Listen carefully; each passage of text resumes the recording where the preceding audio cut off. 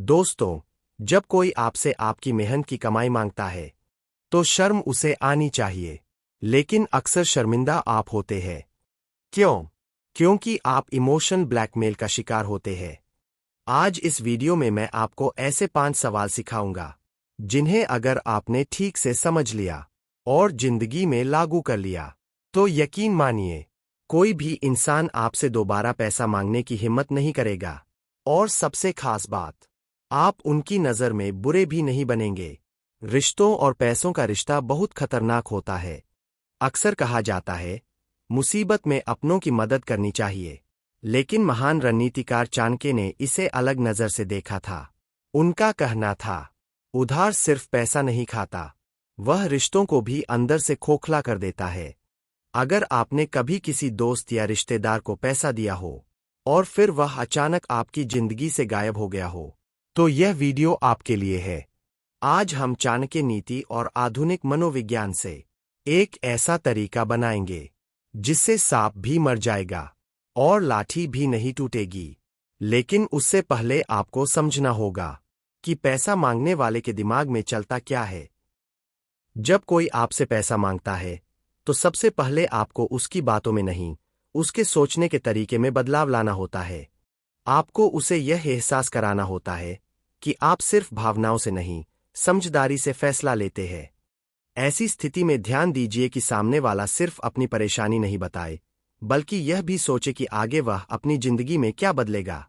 अगर उसके पास कोई ठोस रास्ता है, कोई योजना है, तो उसकी बातों में साफी होगी।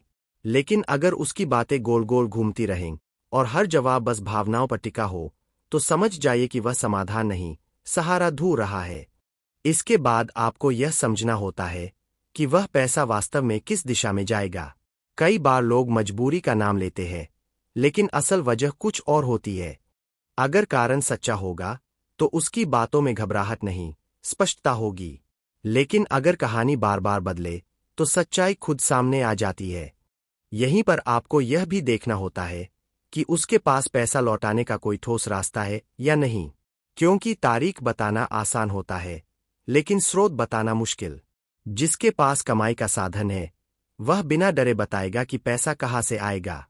और जिसके पास कोई रास्ता नहीं, वह सिर्फ भरोसे की बात करेगा। याद रखिए, भरोसे की बातें अक्सर वहां शुरू होती है जहां सच्चाई कमजोर होती है। और यही वह जगह है जहां ज्यादातर लोग अपनी मेहनत की कमाई खो देते हैं। महान विचारक चाणक्य का मानना था कि जो व्यक्ति अपनी संपत्ति की रक्षा नहीं करता, वह अंत में दूसरों पर निर्भर हो जाता है। इसलिए मदद करना गलत नहीं है, लेकिन बिना सोचे समझे मदद करना खुद के साथ अन्याय है। जब आप इस तरह सोचकर बात करते हैं, तो सामने वाला खुद समझ जाता है कि आप भावनाओं से नहीं, विवेक से निर्णय लेने वाले इंसान हैं। और यहीं से ज्यादातर लोग दोबारा पैसा मांगने से पहले 100 बार सोचते हैं। अब बात आती है उस स्थिति की जब सामने वाला बार बार भरोसे की बात करता है और वादा करता है कि वह पैसा जरूर लौटा देगा। ऐसे समय में आपको भावनाओं से नहीं, व्यवस्था से काम लेना होता है। अगर कोई व्यक्ति सच में लौटाने की नीयत रखता है, तो उसे किसी नियम या सुरक्षा से डर नहीं होना चाहिए। क्योंकि ईमानदारी को सबूत देने में संकोच नहीं होता। लेकिन जैसे ही आप बातचीत को थोड़ी व्यवस्थित दिशा में ले जाते हैं, जैसे नियम की बात करते हैं या जिम्मेदारी की बात करते हैं, अक्सर सामने वाला असहज हो जाता है। यहीं पर उसकी मंशा साफ दिखाई देने लगती है। जो व्यक्ति टाल मटोल करने लगे, बात बदलने लगे या नाराज हो जाए, वह पैसा लौटाने से ज्यादा बच निकलने की सोच रहा होता है। महान विचारक चाणक्य का कहना था कि धन के व्यवहार में संकोच करना स्वयं को हानि पहुंचाना है। इसलिए कठोर होना बेरुखी नहीं है, बल्कि अपने भविष्य की रक्षा करना है। जब आप नियमों के साथ बात करते हैं, तो सामने वाला समझ जाता है कि आप भावनाओं से नहीं, जिम्मेदारी से निर्णय लेने वाले व्यक्ति है। कभी कभी परिस्थितियां ऐसी होती है कि आप सीधे मना भी नहीं कर सकते। रिश्ता बड़ा होता है, उम्र का अंतर होता है, या सामने वाला बहुत नाजुक स्थिति दिखा रहा होता है। ऐसे समय में टकराव से बचना भी एक समझदारी है। आपको अपनी बात इस तरह रखनी होती है कि इनकार भी हो जाए और संबंध भी सुरक्षित रहे। जब आप अपनी मजबूरी को सामने रखते हैं, तो आप बुरे नहीं बनते, आप अपनी सीमा दिखाते हैं। धीरे धीरे सामने वाला यह समझने लगता है कि आप आसान रास्ता नहीं है, कि आपसे भावनाओं के सहारे कुछ भी निकलवाना संभव नहीं। यही तरीका आपको बार बार होने वाली परेशानी से बचाता है, और यही तरीका आपको अंदर से मजबूत बनाता है।